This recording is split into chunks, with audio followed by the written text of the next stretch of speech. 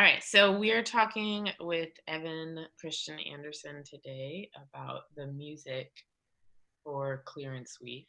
And we wanted to talk to him about two particular parts, what are internally known as Troy Navarra's duet, and then what we call the storm section. I think we started talking about this because I was in Norway working. I went to a heavy metal bar. Do you remember when I came back to you like a naive babe and was like, "Hey, I'm super into death metal and black metal and all of that." And you were like, "Okay, I'm going to play some stuff for you." And I was like, "Oh, wait, no, I don't like that." I've played in a lot of heavy rock groups for a while, and it's taken a little bit of a pause while in school. But um, at least when I was living in Seattle, I was pretty heavily involved in the music community and primarily involved in playing loud rock music.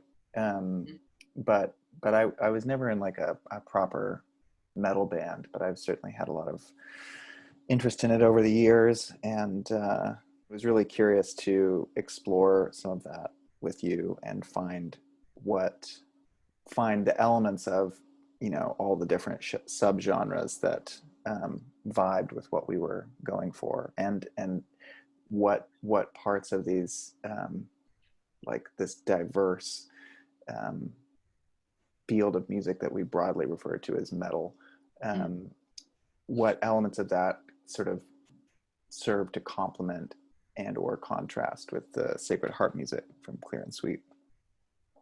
I'm finishing up a Master's of Fine Arts degree in design at uh, what I formerly knew as Yale School of Drama. It kind of feels like Yale School of Zoom right now in this pandemic, but that's I present my thesis in less than a month, and I'll be a Master of Fine Arts, so they say. So that's very exciting. What the theater and dance world looks like going forward is kind of uncertain, but it's definitely been a journey here in the last several weeks. But yeah, and so prior to that, I was heavily involved in the Seattle DIY music community, and um, I think I went on my first tour back in 2009 with what we like to call a melodramatic stoner pop punk band called Livingston Seagull. And then shortly after that, I formed Heavy Petting and joined Leather Daddy with some of my other pals. And those bands were pretty active up until the time that I had to leave. But they the the latter two groups sort of flirted with um, elements of stoner metal and math rock and uh, the sort of like resurgence in emo music that we saw towards the beginning of the 21st century. So kind of like a weird eclectic mix of influences. And so I always kind of felt like I had one foot in each camp, one foot in the theater and dance world and one foot in the rock and roll world. And Mm-hmm. I cannot tell you how many people have suggested to me that I be a rock and roll lighting designer, which I just don't really have a whole lot of interest in. It's definitely its own art form, and I don't mean to like sound like I'm belittling it or anything. Right, It's just not something that has ever really appealed to me. right. Um, so yeah, but this is like one of the first opportunities that I've had to like compose music and then um, work on the lighting for. I mean, Amia Brown did the lighting design for this piece, but I served as her associate and toured with it Right. on just about every stop. Yeah. And so it was like a really incredible experience. Also serving as a stage manager and calling all these light cues that were in response to the music that I had created. And so feeling like so much of the time in the theater world, I respond to not only what the actors are doing, but what the sound designer does. And so it was a very special experience being able to um, sort of move the light with the music that I had created, because I had such an intimate knowledge of when everything was going to happen, and it was able to feel, I think, really the light sound relationship with this piece in particular felt very organic. Mhm. um, and it was great to be a part of that. But So let's talk about this music. I feel we were talking about like the trajectory and yeah, totally. Part of what was so great about this project is that the process was really long form, and there was a lot of time for ideas to be explored. And it was great because, you would send me rehearsal video, and I would like plink around on my guitar at home and see if things and see what how the movement inspired me to play the instrument. And yeah, then there were a couple afternoons where I would come over and we'd watch the videos together, and I would uh, play along with that, and we'd see what made sense. And we sort of came up on this deadline for having some sort of recorded demo. and um, and so Julian recorded the music at on the boards, and I called my friend Taylor, who has played the drums and Leather Daddy, and who's still an active member of the Seattle community, music community. And we just set up shop in the basement and played some loud ass rock music, and sort of created some sketches of what were originally just guitar compositions, but we added the percussive element. Mhm. And ultimately, we didn't wind up using any of those recordings, because there were just things that I wanted to change about the way the guitars sounded. You all had feedback for the way the percussion and the guitars sort of interacted. Mhm. And so ultimately, I got in touch with my friend Derek, who's another incredible drummer currently located in Portland, and him and I played in a bunch of projects together as well, mostly in heavy petting. But yeah, Derek and I got together, and this was when we were set up for a tech residency at On the Boards, and so we set the drums up underneath the string curtain. We really set up the room, and it was great to see Derek playing the music for the show and Uh-huh. the set for the show, because I don't know, I think I like to think that creating that, letting the environment of the piece sort of like uh, infuse its own energy into the music was definitely quite helpful. But the recordings that we did with Taylor were all done live, and the ones that we did with Derek were all layered and very organized in the way that they were recorded to a click. They were very gridded out and locked in, and yeah, I think that was ultimately quite helpful for um, like the way the music turned out for the Storm section. It has this like the the rhythm of the movement is so complex Mm. that giving this sort of like bluesy, stoner metally rock and roll feel underneath that had sort of a somewhat more stripped down feel to it, I think provided a real foundation for the movement to then exist on top of. Right. Um, Yeah. so That was one. and go ahead. I was just thinking that that was one of the things that I really enjoyed about that creative process for making that piece was the way that we used that time in the studio to both build the sets, choreograph stuff, and then light stuff. And you were in there reworking and doing and creating compositions all at the same time. And we kind of like spaced it out, and everybody got time that we were using separately and together. And that was, to me, that was one of like the pentultimate like sort of creative, like if you're going to if you can just get everyone together in sort of this different way, and you can like be building on top of stuff you've already started, but like, you know being able to layer that all together, for me, that's like, as a person trying to create stuff. You know, the idea of being able to have everybody who's a part of the project in there, which I think was interestingly reflective of what this project was based on. Because so Sacred Harp as a community, like it's you go to this thing and it's just everybody's there together and it's created in the moment. Each time you go to a singing, it's its own thing. So it's really kind of interesting that we were able to create this sort of this this way of creating a big piece that related all these things together, but at the same time we were using the processes in a way that was reflective of the thing that we were communicating about.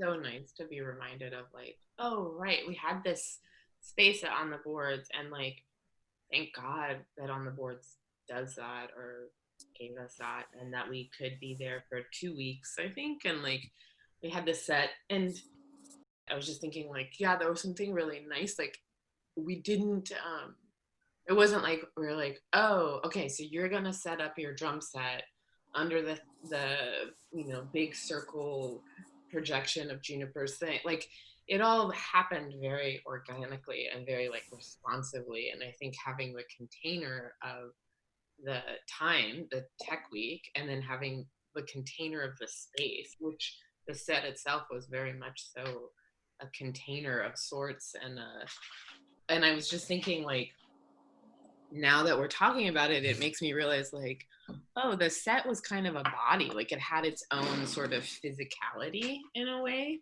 that was porous, and that like the dancers would sit in the front rows and come and go, and that we never left the space, and that the singers would sort of stand up and come and go, and even how we set up the lighting, that it was like, weren't there those hanging lights that kind of also were behind the first rows, so that the audience at some times were really subtly lit, so that they kind of also became a part of the space itself.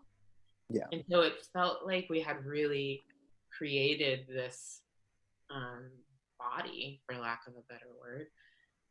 And so I was just thinking like, oh, right. Like, I think one of the reasons that I love working with you, Evan, and that, I mean, not to speak for Juniper, but maybe there's some similarity in this, is that like the amount of care and consideration, and the amount of like, I don't know, that you would, instead of it being that you like went to a separate recording studio and you went to a separate space and you were just like, here's my stuff, now that's all, that's what's happening, that there was this porousness, and that you're like, okay, here's this space is alive, this space is one where the piece is being performed, but also where it's been being built. And how do I, like, the idea of saying like, I'm going to record literally inside of the space itself is kind of a radical idea and doesn't happen really. And I think we also did that for the record too, right? That the singers were like recorded there in the space. And I guess to me, then it also does this thing where it feels like, as the choreographer and one of the co-makers of it, it kind of like, I don't know, it feels more dialogical and more like there's this care and consideration, and that it's not like I'm having to like make you understand why this might be important or interesting, or why you should want to be involved in it. And I think that was the thing that really then allows me and potentially Juniper, and allows us to really like, it kind of creates this other container of like, no, this is worth it, like keep going, keep trying, or like push yourself or challenge yourself. And I think that was the other thing too, of being like, I feel like, Evan, your, not just your music, but your process allowed us to be able to push ourselves past, I think, what we've done or how we've related to music and how we've related to sound in the past. So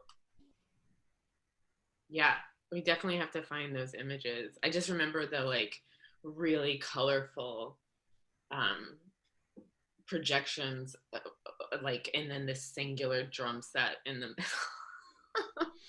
Okay. Yeah, it was. I mean, it was also great to record the drums in the middle of that giant art cave that is the main stage space and on the boards. Um, yeah, I mean, it was great to record everything in there and have it just be a part of the residency, and using live instruments I think can be really tricky in this. Oftentimes people will like make something with MIDI, and then once you get it totally sketched out, then you would go and replace it with real instrumentation. But it was really cool to to have a whole sort of pre-production process with Taylor, and then do this sort of finished product with Derek. It's like it was kind of a luxury, and not the usual process, but it's, I don't know, I as a musician, I don't necessarily have a whole lot of patience for tinkering around and arranging things in this sort of like MIDI environment.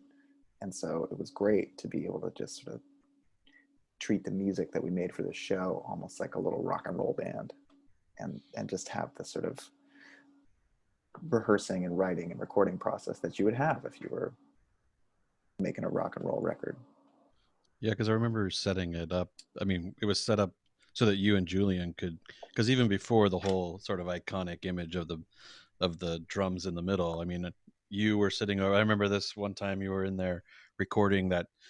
I don't know. There was something about like some super low G or something where you were tuning your your bass really far down or something, and then you were recording a segment, but you had like you came in like a choreographer in a sense, like you had very specific things that you wanted to record, and you knew, and then you and Julian were able to do that, and while at the same time I'm sitting there like playing around with projections and like sort of making sure we don't make any noise because you're doing your recording, but it was just like having those opportunities um all in the same space. It's sort of like it was like you approached your creative process, I think, in a similar way to kind of how we were approaching it, and it allowed you, so you were able to occupy the space in a way that like a lot of times doesn't get to happen, where not everybody gets to do that. Like a lot of times music is sort of predetermined,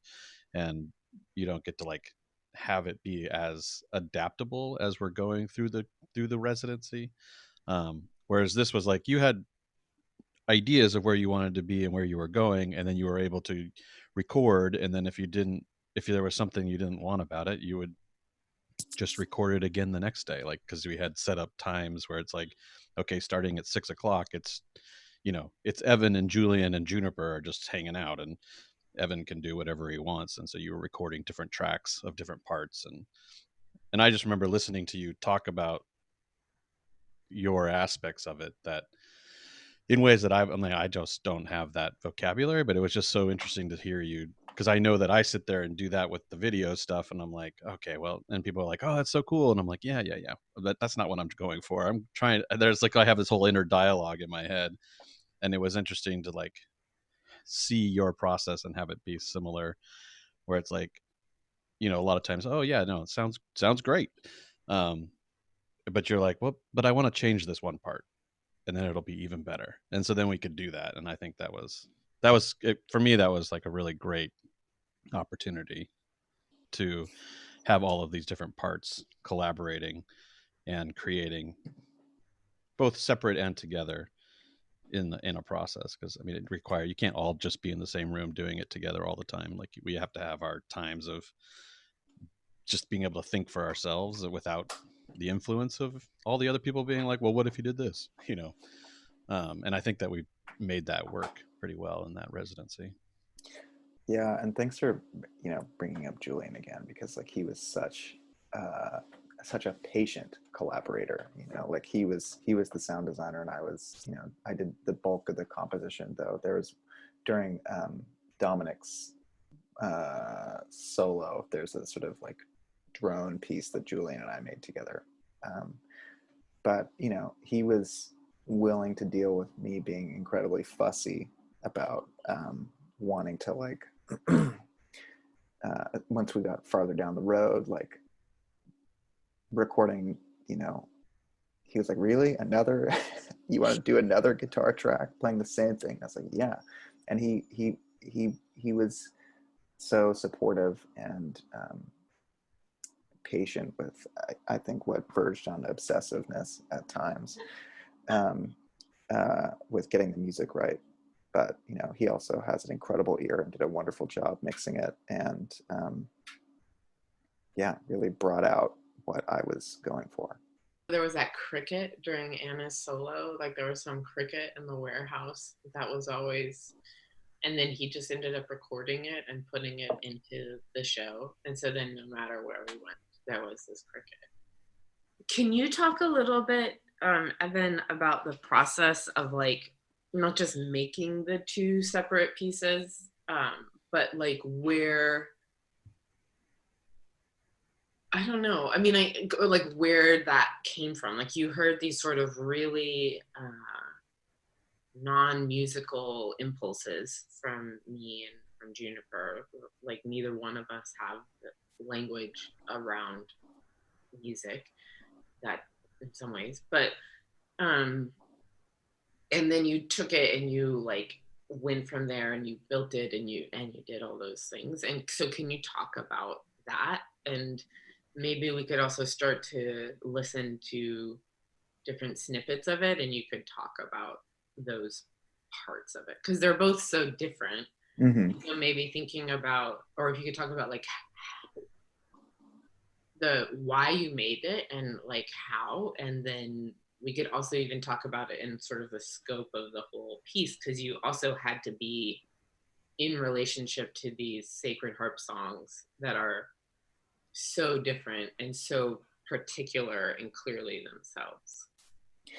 Yeah, I mean, I think you were pretty clear about what you wanted, you know. I mean, it was, well, yeah. I mean, I then definitely was pretty uh liberal with how I interpreted it, but you know, Mm. you approached me and you were like, I'm really into the Sacred Harp music and I'm really into like extreme metal. And I think my response was, okay, tight. And you know, you brought me to one of the singings, and I was sort of struck by how powerful it is, and how loud, and how big it sounds.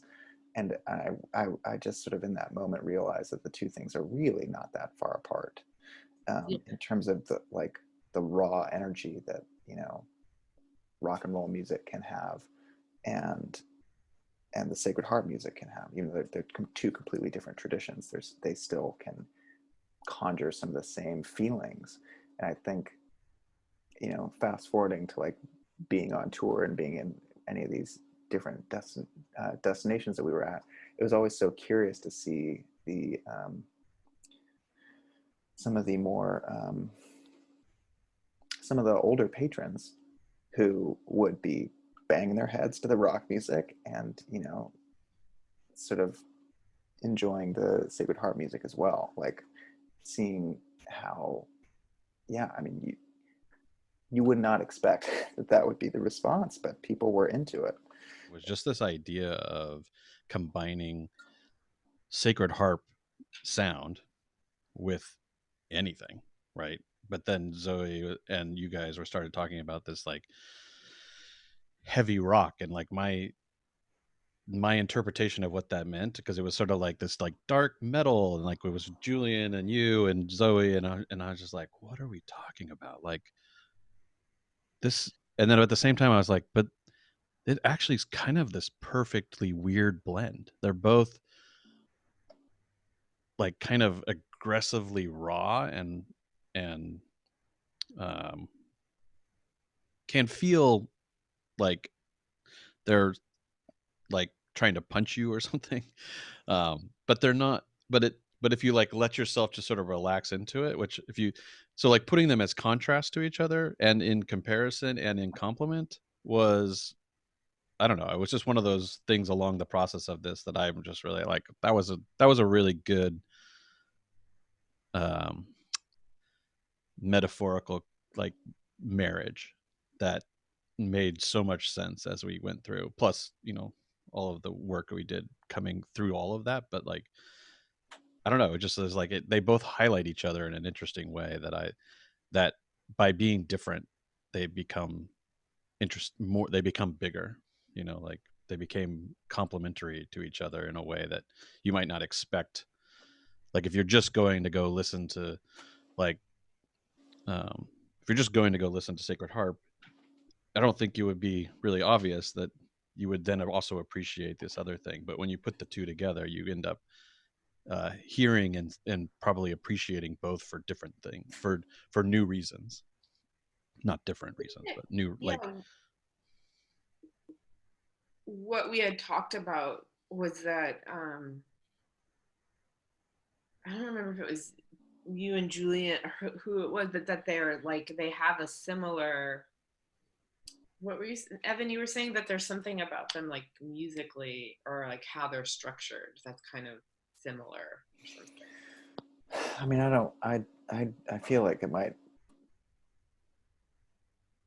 I wouldn't want to compare the two too much in that regard, but they're both super melodic. Yeah.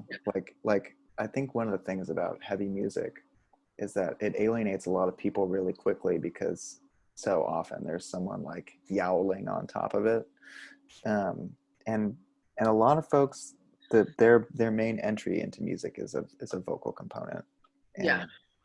and I can totally understand why someone would not want to listen to heavy music and have there be like someone doing the pig squeal on top of it. It's like it's alienating. But I was when I was like 17, I was like super into this uh, emotive hardcore genre, and what I found to be so captivating about it was the raw power of the instrumental component to it, not the guy that was screaming away on top. It was what was underneath, that was so more often than not like super complex and beautiful, and dueling guitars that are like interwoven together to create one voice, um, in a similar way that you hear in the Sacred Harp music. um, and so I think that there are a lot of elements of both that where you can find similarities, like you were saying. I guess I did wind up comparing both of them, but here we are. Well, I but I feel think like, oh, I was just gonna say that you made a really good uh, sort of self reflection of that I think was pretty critical to this process was that when there are times where you're like, there's things that don't that like someone who's from the outside when they come to listen, they that you can recognize, oh well, this is something that I could see why this people would not want to continue, and because I think that clear sacred harp singing has some similar things. Like for me, it was when I first my first like when you first walk into it, it's like it's just too religious. It's too much about like white religion. Like I was just like, nope, can't deal with it. But then the more that the more we worked on this process, the more I realized that initial thing, like, and you were referring to like the screaming on top of the hard, is like that's actually not the core of it until so once you get further into, you go, oh okay, there's actually so much going on here. And that comparison to me was like, I think, pretty critical for my involvement, not my involvement in the piece, but like my where I could bring myself into them. Because in a sense, like I have that initial reaction to both things. I have different reasons why I was like, no, I don't want to have anything to do with these sounds or this music or this thing. It's like because I have that initial on some stuff, and then being able to like work through it in a sense, and kind of but also with people who are like recognizing that, because we talked about some of that stuff along the way, um, about trying to find ways for people to be involved, um, Well, I think because that I think we didn't ignore any of our, like, internally we talked a lot about everyone, like people's like issues or reticence about different, I mean, like what you're saying. And it's funny because now I'm also realizing, like, for me the similarities were that I felt like it had such a, what I loved about both Sacred Heart music and this like hardcore metal was the drive and this just sort of like raw, like blah, visceral from your gut. And that in a sense the like finesse or fine tunedness almost comes more from the pure just like get it all out kind of thing, as opposed to a sort of very precise, I don't know, fussiness. But that, I don't, that's not the right word. But it's like following the melodies that attract people, right? yeah, There's like there's just this like like, certain set of music where it's like, oh, this is the melody and everyone goes, oh, I recognize this and I feel good about this, and then that draws them in, and then you can do stuff with that, right?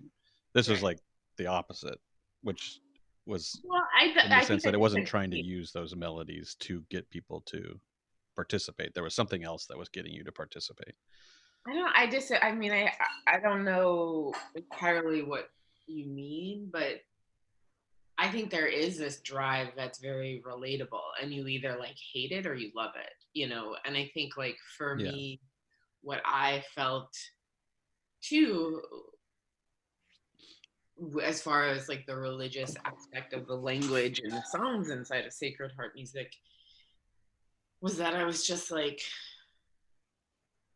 and I'm not saying that this is great or good or the right way to do it at all, or the right way to approach anything, but I was just like, I don't care about, and I don't know if it's from growing up in the South and being sort of having to navigate my way through deeply Christian scenarios where I would have to sort of like make it work for myself, that I was able to sort of like just ignore. And I don't think that ignoring is a good idea, but that's just what I was able to do. And to sort of like, and then I think also being in times and in spaces where it's like, oh,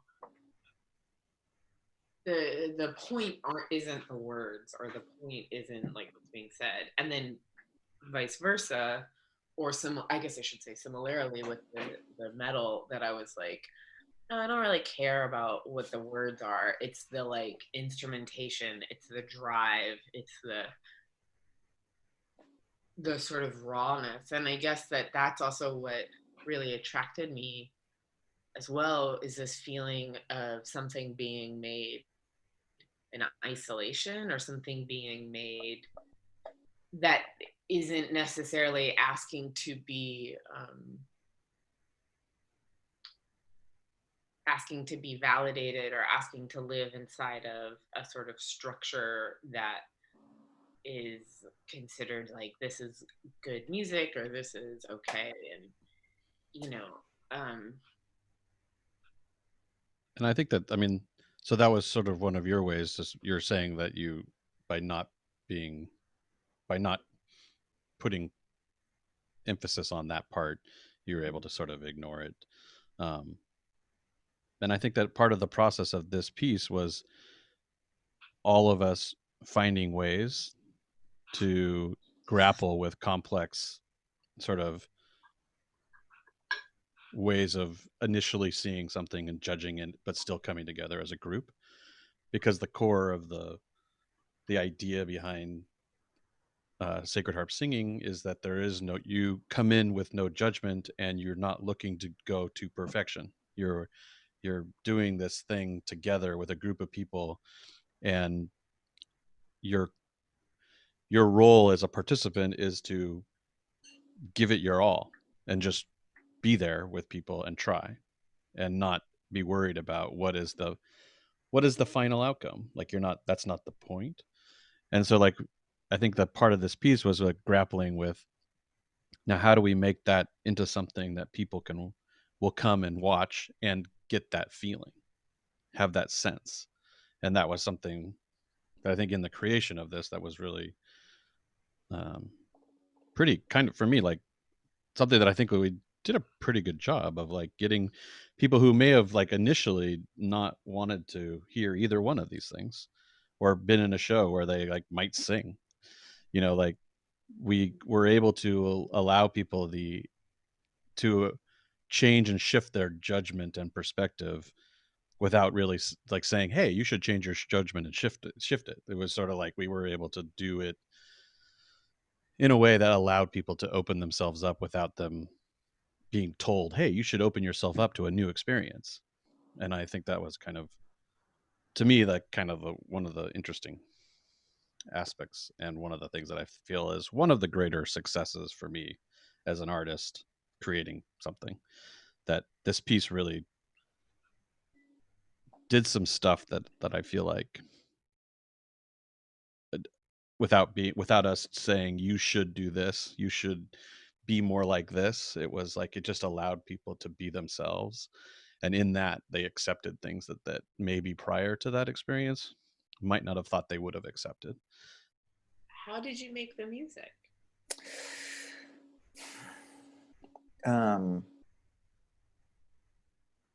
mean, for me, it was like trying to take elements of heavy metal, in this case specifically black metal and death metal, and You want to maybe explain what those two things are? I will not explain them accurately, but there are certain components to each. Yeah. Like, for example, in black metal, there's often this like sort of fast tremolo guitar picking, which is also prevalent in other genres of music, but it's like kind of one of the staples of that. And so bringing that into the equation, but also taking like a more blues oriented, I guess, sort of foundation that is like palatable in a way and like not overwhelming, because again, this music is not being created in isolation. It's like it needs to support the movement. And so finding something that's, so often some of this music is like the time signatures are changing and it's like it's total chaos. And so finding a way to make something that doesn't overwhelm the movement but rather supports it, and provides a platform for it sonically, was sort of the challenge. And so there's a lot of low register like big hits on the one, and the four, in the Storm section. That whole piece is in 6/8. Dancer like thing, be like, I want a downbeat on the 1 and the 4, and I want it like, I feel like so many composers are always just like, oh, it's so simple. Like we're like slaves to the 4/4. Well, I mean, this is all in 6 though, which I think adds a layer. So it's like it's really more like the 1 and the 2 in a way. 1, 2. How can it be in this? Okay. Now, ladies and gentlemen, we're getting to see my complete ineptitude in music. You know how dancers do that thing where they're like, you're like, oh, it's a 7, and we're like, and put it into a 4. Well, so like in this music in particular, it's like you could sort of count it in 6, and so 1, 4, 1, 4, sort of like 1, 2. So it's like constantly sort of swinging back and forth a little bit. Can you just I don't get it. So if you're saying like 1, 2, 3, 4, 5, 6, 1, 2. Yeah. But then how could it be 1? Is it 1? Would it be 1, 2, 3, 4, 5, 6? 1, 1, 2, 3, 4, 5, 6. 1, 2, yeah. 4. Okay. So when you think about it Unless like you did it that, before. yeah, exactly. Yeah. So then you can break those 6 beats down into like 1, 2, 1, 2, and then you can package into a nice, neat little 5, 6, 7, 8.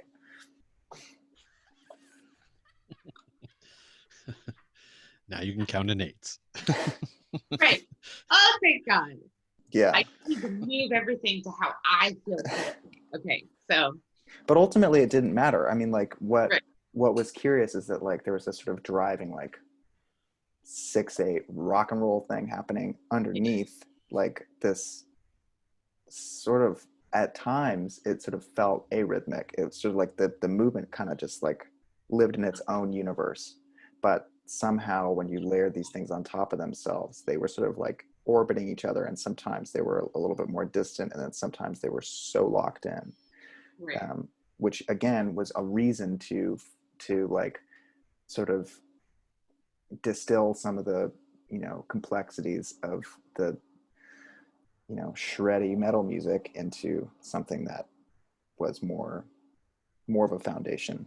I feel like my choreography has its own sort of internal time signature and rhythm. And so then in a way, yeah, that's why they were able to kind of do this. Because it wasn't like all of a sudden you give us the music and now we're going to try to fit it to be on the music. It's like we did it parallel to each other and then started to find those places where it did actually just start to sync up, or that they started to work together, which I think can be really challenging for the performers. But they did a great job at it. And that's also in some ways why, like, it's also, I think people who work with me know, like, that's kind of their job in some ways sometimes, is to be like, okay, how do I interpret what's the marriage between these two things? Like the real kind of rhythm.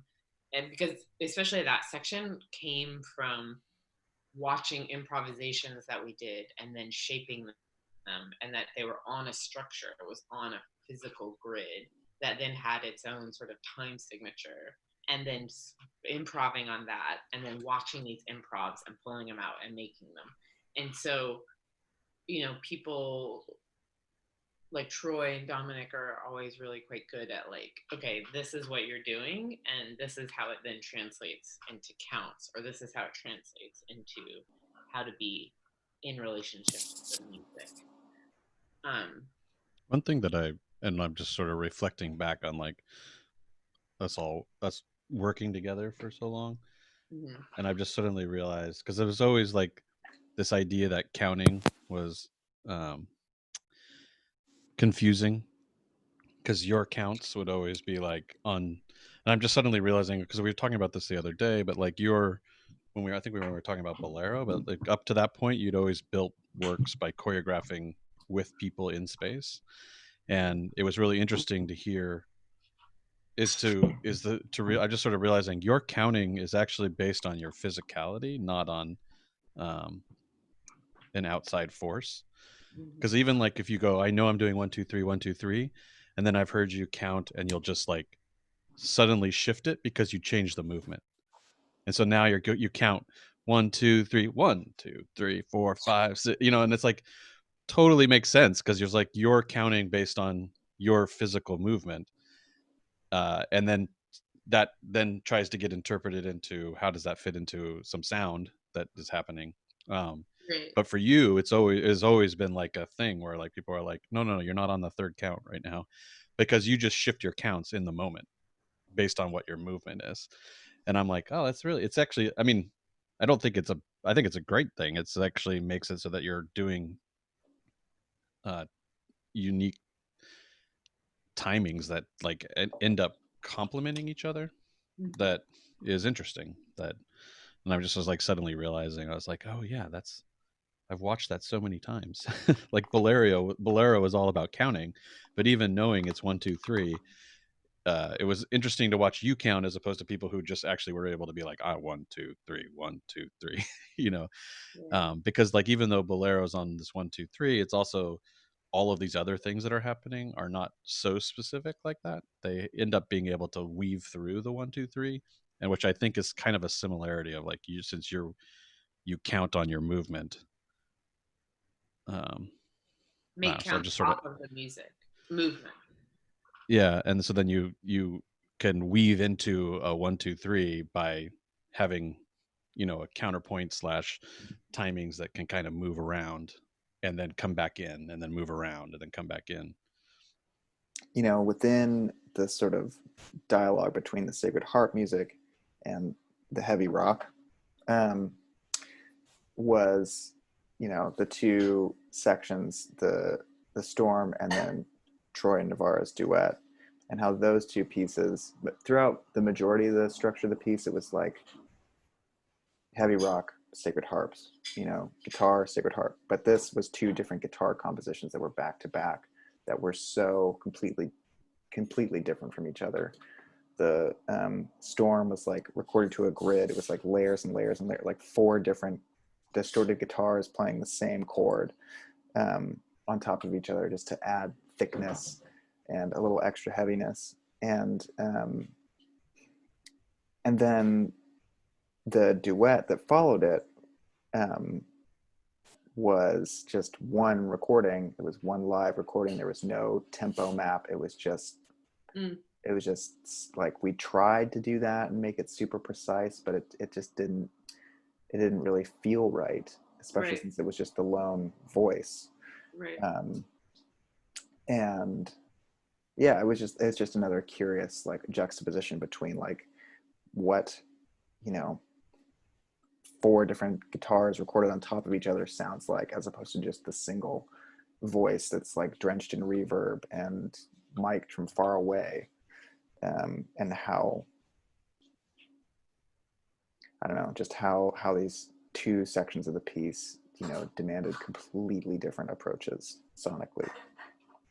Yeah, that's a good point. I really like, it's interesting. I forgot about that you recorded it and it wasn't like with a click track, or there wasn't, these other, for the Troy and Navarro duet. And I like, there's something about it to me that it does kind of meander in a way, but that feels so reflective and in line with what their duet is, and it feels so internal, and then also their duet itself is like inside of this room, so to speak, of the curtain being down, and it is itself so internal, and this sort of kind of private relationship between the 2 of them. And so it does feel very reflective of it. And then I think too, the Storm section, sonically, the composition is super reflective of how that was made and how it is seen too. And I guess that's one of the really great things about working with you, is that I feel like that maybe what I was saying earlier too, is that you're like, okay, how was this thing made? Not just like, what is it doing? What does it look like? But how was this thing made? And how do you use that as well to create the music itself? So should we listen to it?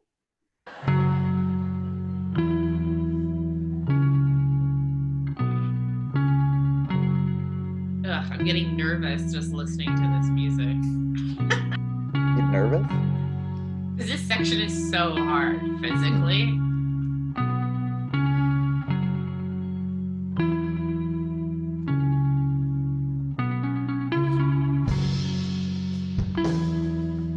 Yeah, it does have a real bluesy one. Wait, count it. What do you mean?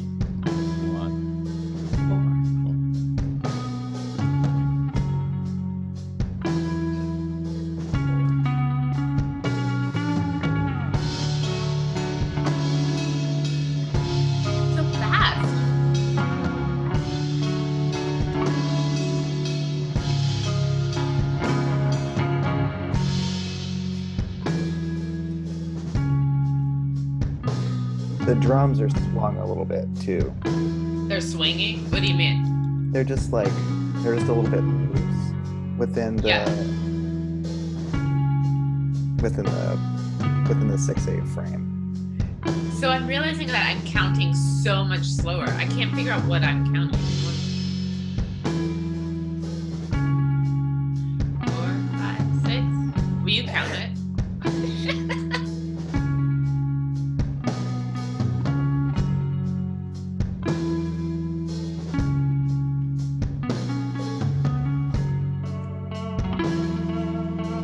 Maybe, what am I counting then if I'm like a half a count behind you? I'm just late.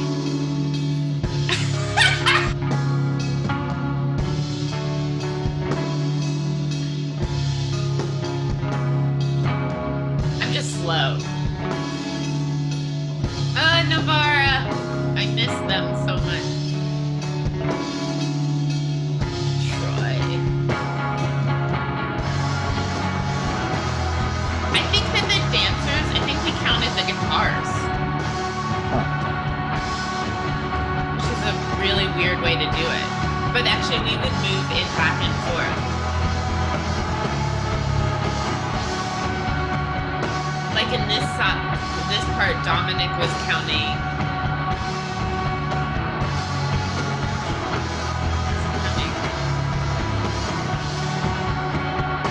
Chord progression? I can't hear you. Like counting the chord progression? Might have been, yeah.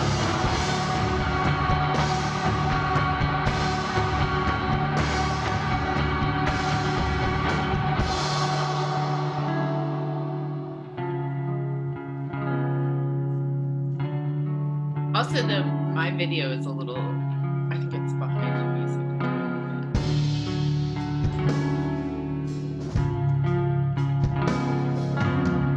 But speaking to the layering that was going on, in that last section, I think there were 4 different guitar parts being played. Yeah. The chords and then 3 different versions of the tremolo picking on top. Yeah. I think I know what you're talking about. Which created the sort of thick thing at the top. You might have to tell us what you mean by that after this. Sure. Okay, so here's where we're about to come into the oh no. I think that was also what was really good about it, is that it was like no.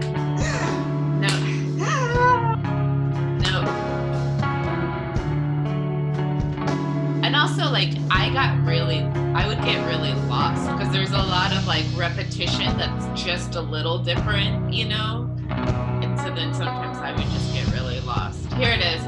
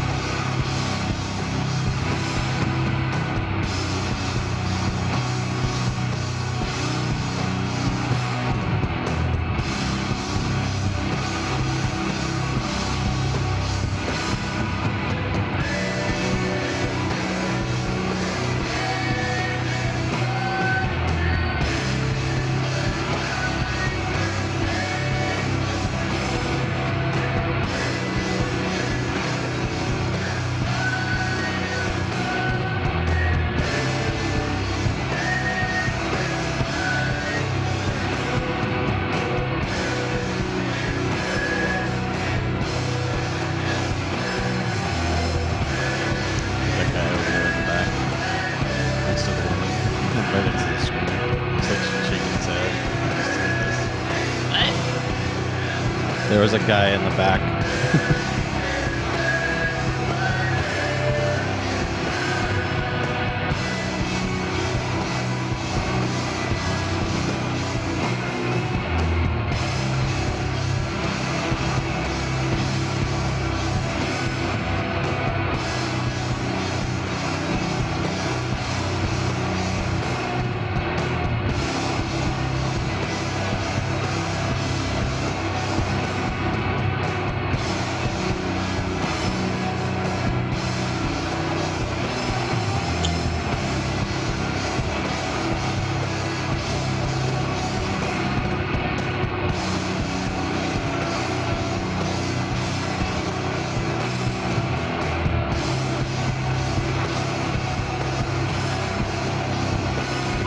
guitars are there right now.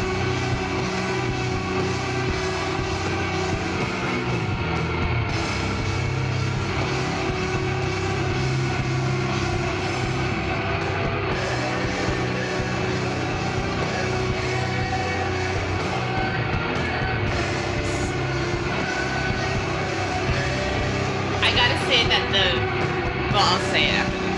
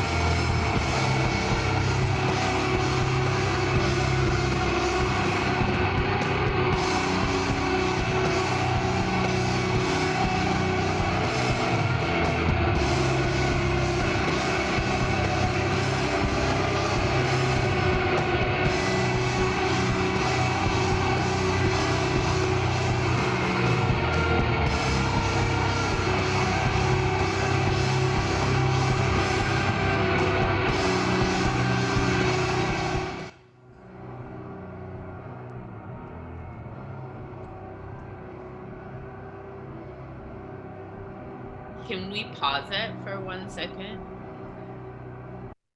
So I just remembered that's one of my absolute favorite things that I think we have to point out because it gets a little lost in the video, is that when the curtain dropped, we had this sound. We asked Julian to make it so that it sounded like it went inside of the curtain only. Mm-hmm. So that sort of like sound was on purpose, and I think it gets a little lost in the video kind of thing. You know what I mean? Like, because you're like, oh, is this a mess up of the video or whatever? But that was one of the things that I loved about it, and that we were trying to figure out too, I think, how to not just have it like drop away kind of thing.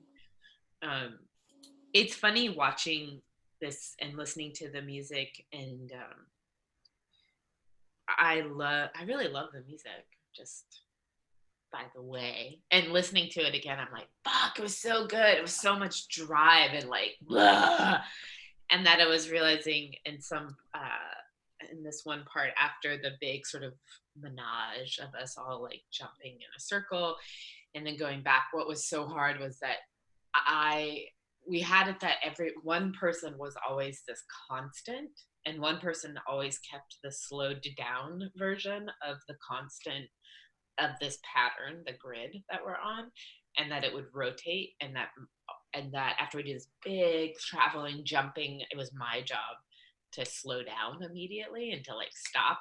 And it's also sort of at the height of the music being like blah, drive and people singing, and that was actually probably the hardest part, was to not like, it was part of what made that music work so much, is that it's the duration of dancing that hard for that long is hard, but part of what makes it possible is that the music has so much drive, and then the singers pick up, and when you're there live, it's like you can see them and they're going, and so it's this like, yeah, we're all doing it together, and that I was the one person who had to like drop down. And so it was this interesting, I'm like, oh yeah, watching it and listening to it and remembering like, yeah, that was really hard to go against what music does to our bodies, like and I think specifically what that music did, and the layering and the layering and the layering of it.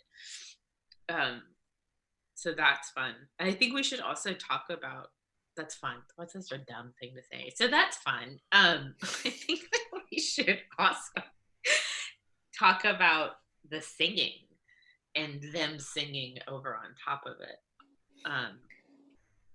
I'll tell you, it was Yeah, hard to make it heard because the music was so loud. I think we yeah. definitely got in trouble at every venue we stopped at uh, because it was so damn loud. And it was always a challenge for the sound engineers that the venues either hired or had on staff because the like getting the microphones on the singers to actually cut through, but they Right. always made it work, you know. There were never really feedback issues in performance, and so cheers to them for making it happen.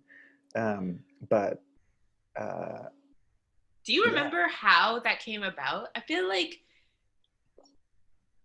I believe you it came from you being interested in taking this sort of world of these two sort of opposing ideas and wanting to push it even further. And I think I was oh yeah. pretty resistant to it.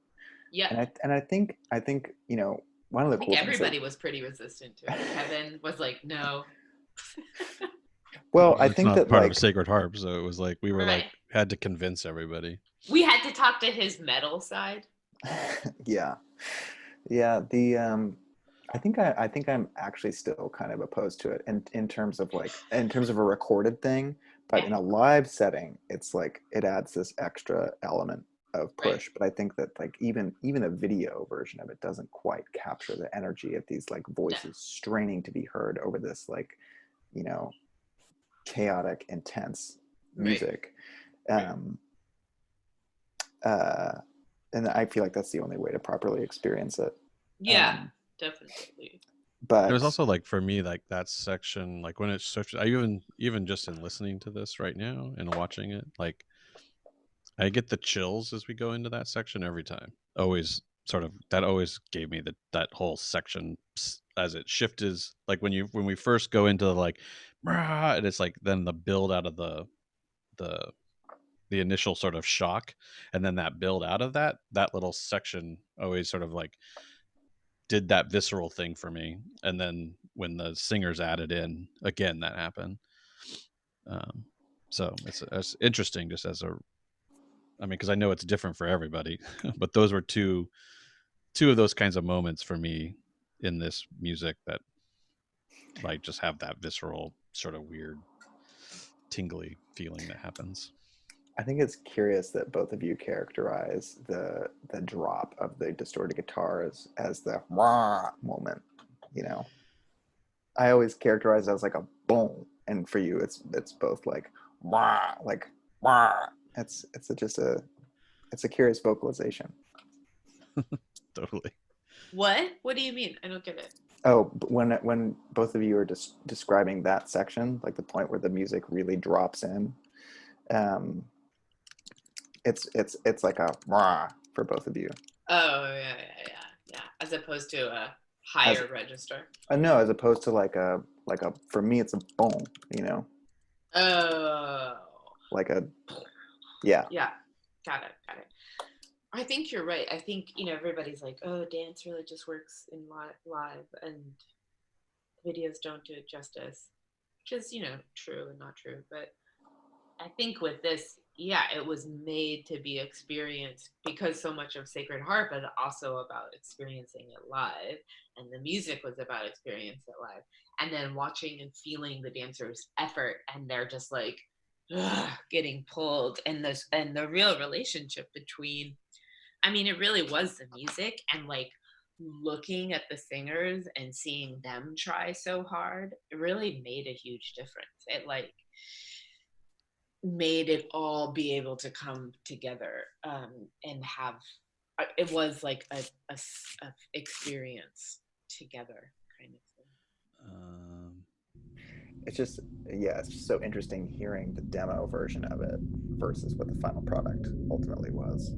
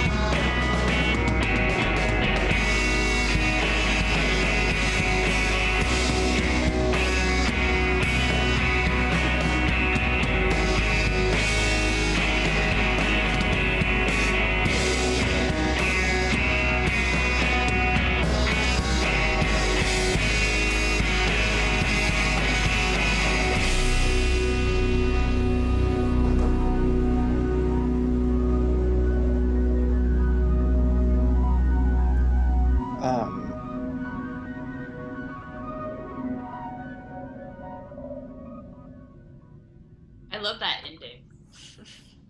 Yeah, it's pretty Space psychedelic. cowboy. Yeah. Yeah. Yeah, I mean, it's like, it's so funny because it was just sort of, we had set out to record two different tunes, and then this was Mhm. just an idea that we'd been tossing around, and then we did this in like one or two takes. This was with Taylor on drums, Mhm. and I mean, ultimately, totally the wrong vibe for this moment. But what's curious is that the melody was totally appropriate, I think, Right. in the long Yeah. run. But yeah, whoa, really Well, sounds like cowboy emo. space cowboy though. But I mean, I think what's really interesting to me is that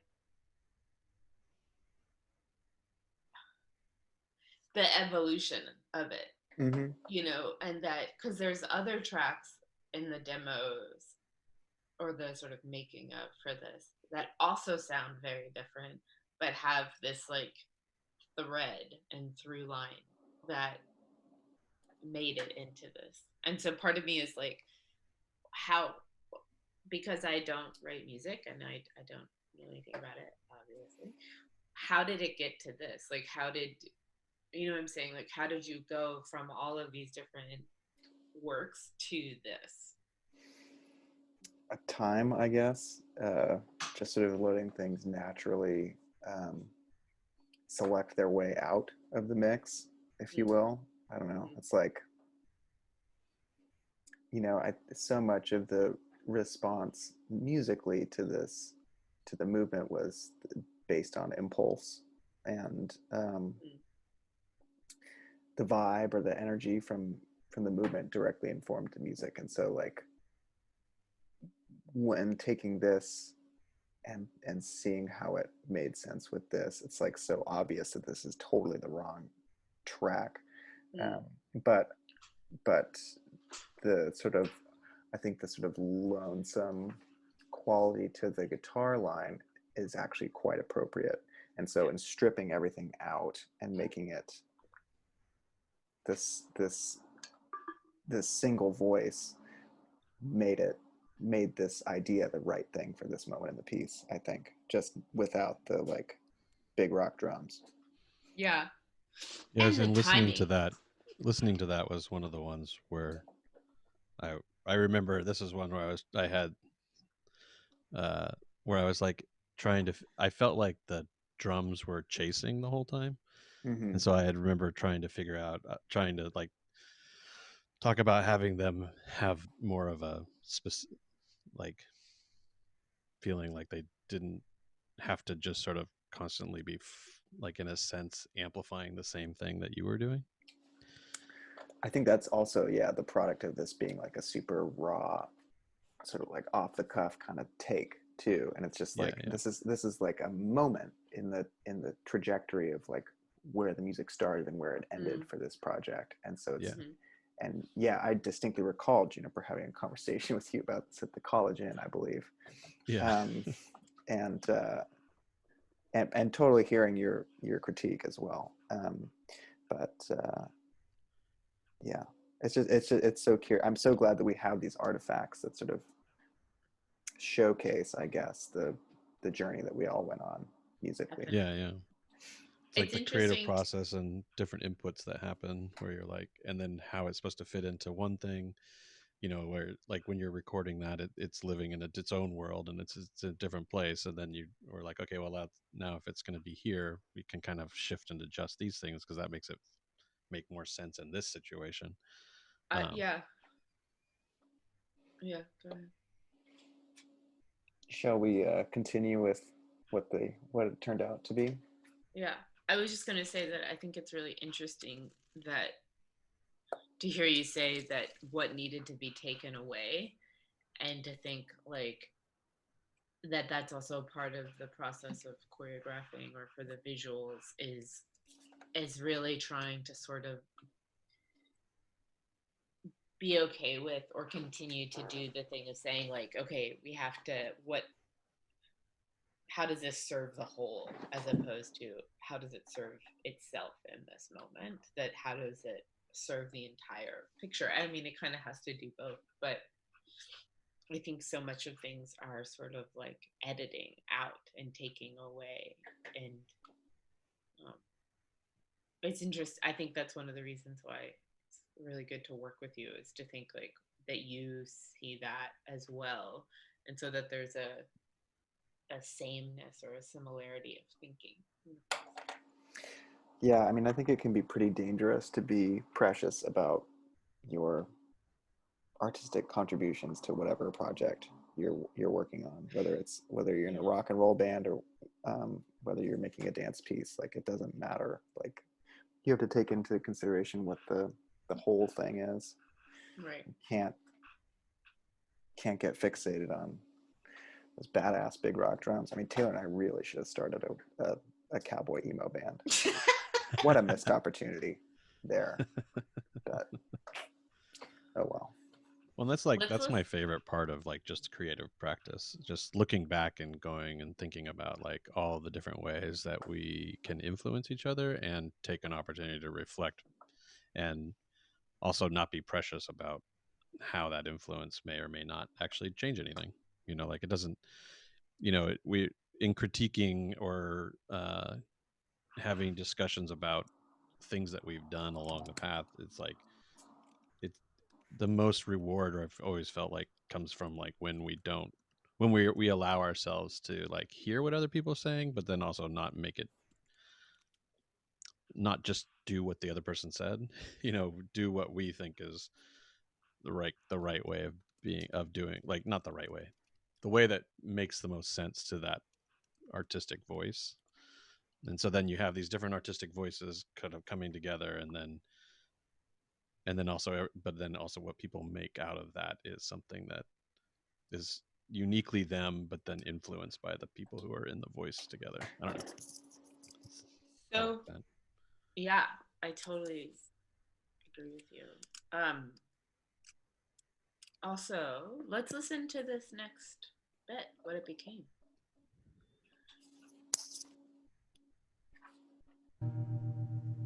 Oops.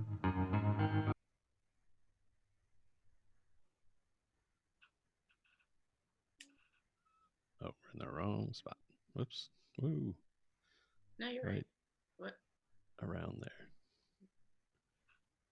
Well, it's kind of nice. Maybe let's do the going into it. So could you go back a couple of seconds too?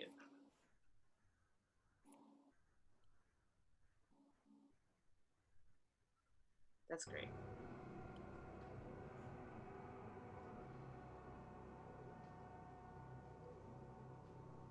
So we're still hearing the storm section, but inside of as if it's coming out of that.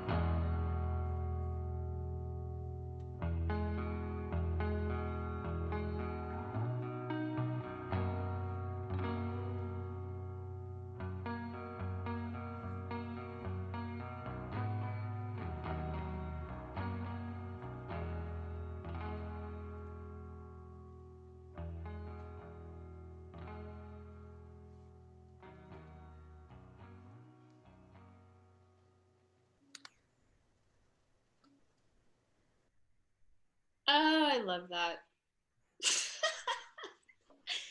I forgot how much I love that part where when Navarra falls back onto Troy and the guitar change. It's really beautiful. Um, I also was just remembering how you had to catch her fall to have it start for the calling of it. Yeah, there were a lot of little tricky things like that in Yeah. the calling of this one. Yeah. Yeah. It's funny too, like, even though it's a single guitar and reverb, it feels so full. It doesn't, I don't know, the set sonically, it's so full, for, I don't know, lack of a better word. That's 70s amplification technology and Julian's sound skills as an engineer for you. Yeah, he's brilliant, for sure.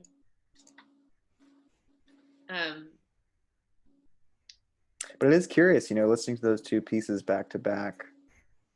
Listening to the demo of this and what it ultimately became, you can hear that the melody is the same. It's just played in a completely different way and recorded in a different way. And then hearing those two pieces back to back, like the cacophony of layers and layers and layers of guitar and bombastic drums that then suck down to a single voice. It's just another one of the many juxtapositions in the piece. Yeah. It's making me really excited to work with you for Always Now, for sure. The next piece that we're doing. And also kind of makes me wish that we could keep touring Clear and Sweet. Maybe we could. Who knows? Yeah, it would be nice to revisit. Have that one have more opportunities. Yeah. So, sorry, go ahead. Oh, I was just, as I was watching this, I was just sort of having like this, in this odd time that we're in at the moment, it's like there are days when it's easier to deal with than others. And I think that like getting this window into what we all used to do all the time, run around the world doing cool art projects, is like, you just remember how powerful these things can be. And I just can't wait to get back to it. I'm ready to get back to it. And it's interesting to think too, like, what will that be? What will these like emergent communities, emergent happenings be? I'll be there. Yeah, maybe we'll have a newfound like respect, or I don't know. Yeah. God. So exhausting. Sorry, I didn't mean to derail the vibe there, but I just couldn't help but feel the feelings in the middle of it, I think that's good. I think it's important. I think it's actually really good to be like, right, instead of this sort of like, oh, just keep going, to have this moment of really seeing why did we do this, and why are we keep doing this, and how much I want to keep doing it. Mm-hmm. And one thing about this particular piece too is that at the time that we were doing it, it was right after Trump had got elected. And right. I remember people afterwards, after the show, and just people being like, oh my God, I really needed this show that's basically was about connecting community and connecting to your core sort of like human need to be in contact with other people and to participate and do things with other people.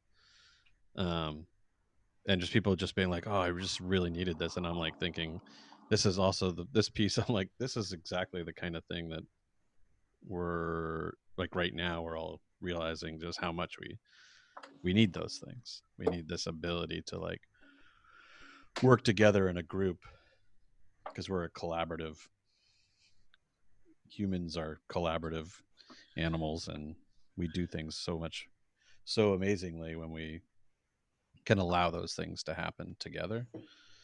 And Yeah. and this piece kind of was about that, and it sort of helped highlight for people that it's like you can come in with this approach of like resistance to things being like you needing to like, I need to collaborate in a certain way, or I need to be involved with other humans in this one specific way. And this piece is sort of breaks it down. Is like, well, no, it's really at the core of it is about being involved with and working together to create something with people, and like, and that it's okay for it to not have what you think is the perfect outcome. And like this piece is, that's some of its fundamental cores in my mind. And it just What seems like I this is, sorry, go ahead. it just seems like this is an interesting time for this piece as well, just like reflecting on it and just seeing how it how we are at home in our Skype and our Zoom meetings. Well, I felt like, we started one of the things that one of the sort of research processes for me in starting this piece was this book, The Road Home, by author Ethan Nichtern, and that mainly where he talked a lot about interdependence. And I think this piece was had so much, even in the making, like of so many different things, even in sort of the process of saying like, oh, you recorded the drums inside of the set, and blah blah blah, like this interdependence relationship. And that how much I think we don't, there's some sort of whatever American independence bullshit that where we're like, oh, I don't need other people, I did this by myself, like I all this sort of manifest destiny shit. And yet at the same time, as people who, the three of us, work in fields that require other people and require the cooperation or effort and showing up of other people, and it's inherently interdependent. Like what we do at this level inherently has to have other people involved in it. And so it feels like, as a society, as a culture, as a world, as an ecosystem right now, we are sort of deeply enmeshed in our interdependence, and having to relate to that and having to see that. And that I feel like this piece also really had that, even in the part where I'm blindfolded and nobody else is, and me sort of having to, me being like, oh, whatever, I'm just doing what I want, you guys can do what you want, and that it doesn't work, you can't actually do that. And sort of all of the ways in this piece in which we try to kind of examine and explore interdependence. And so yeah, it does feels very relevant on a different level now. And um it's just also really painful. It's painful to be like, one of the ways in which I feel like I don't even want to say make sense of, I guess sense making, or interrelation, like the way that I understand myself in the world or relate to people, is through making art and dancing. And it's very limited right now. And so in this incredibly challenging time, it it's also like the thing that I communicate in and through and with and relate to people is not available. And I was really upset yesterday, and I was thinking about, like, I get it, and I also ascribe to the sort of like, we can make this work, we can do this again. But I think also part of having Zoe Juniper and making it is that we've always had to we're like, okay, let's figure this one out. Now let's figure this out. And now let's try to do this. And this kind of constantly just figuring it out and making it work. And part of me is like, I'm tired. I'm tired of doing that. It's exhausting. And it just, I don't know. It's sad. I feel quite sad lately. I'm watching this duet. I'm like, oh, but oh well.